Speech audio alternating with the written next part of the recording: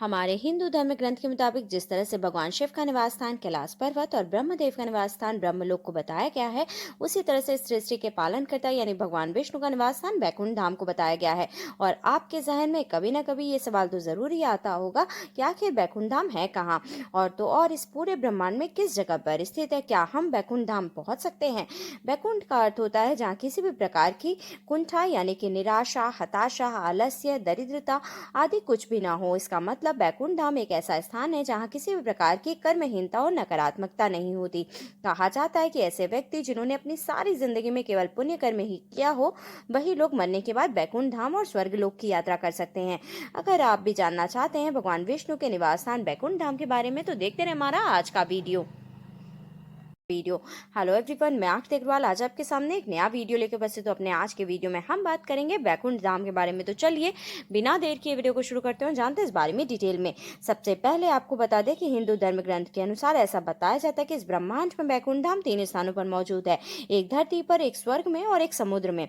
वैसे तो बैकुंठ धाम यानी कि बैकुंठ श्लोक को विष्णु लोक भी कहा जाता है, लेकिन भगवान श्री कृष्ण की मृत्यु के बाद इसे गोलोक भी कहा जाने लगा, क्योंकि भगवान श्री कृष्ण भगवान विष्णु के ही अवतार थे और इसलिए भगवान श्री कृष्ण का निवास स्थान भी बैकुंठ धाम ही कहलाता है।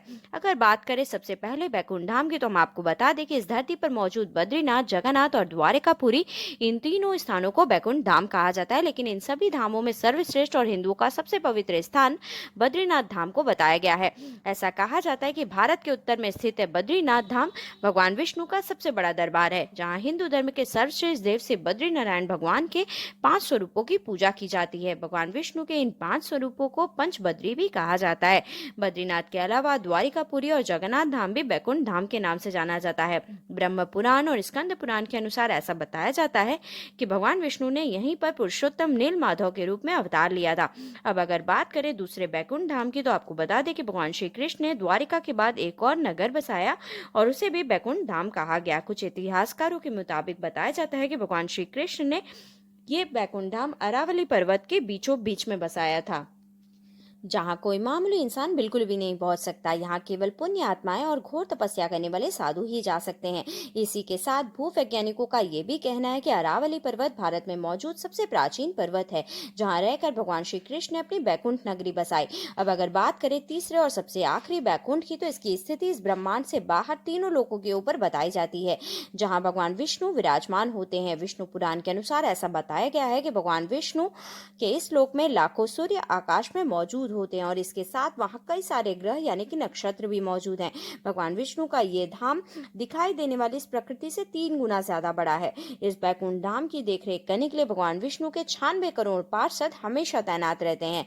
कहा जाता है कि भगवान विष्णु यहाँ पर अपनी 4 पटरानी श्रीदेवी, भूदेवी, नीला और महालक्ष्मी के साथ निवास करते हैं। पुराणों के अनुसार जो लोग अपनी जिंदगी एक साधारण इंसान की तरह बिता देते हैं और कभी किसी के साथ कुछ बुरा नहीं करते, मरने के बाद उन्हें ही स्वर्गलोक की प्राप्ति होती है। उसके बाद आता है जनलोक। आपको बता दें कि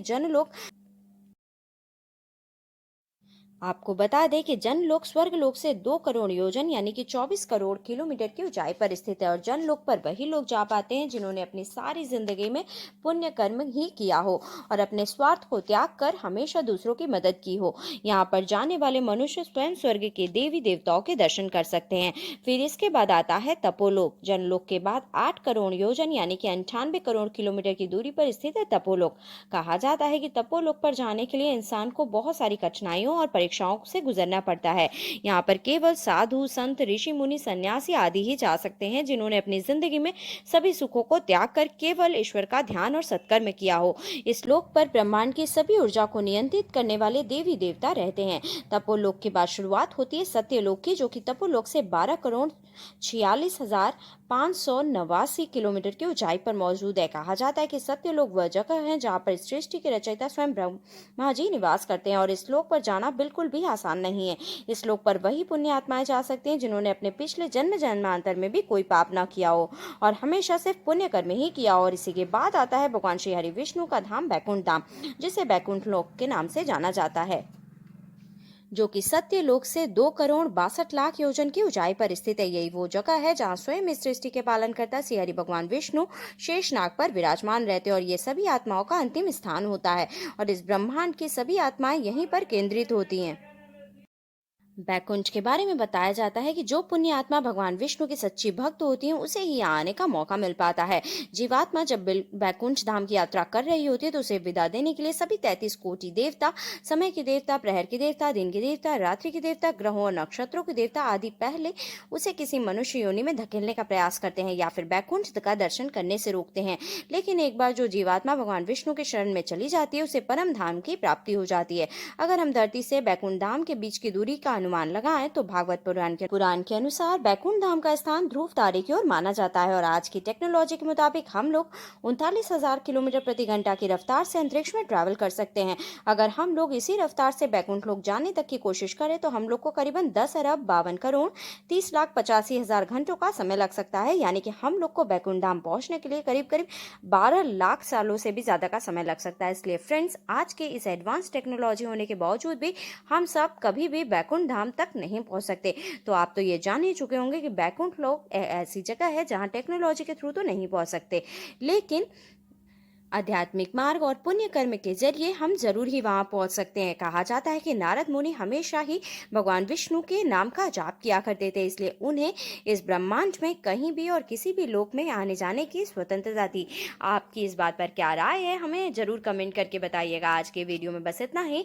for more such interesting video, like and subscribe my channel. Thank you. Bye bye.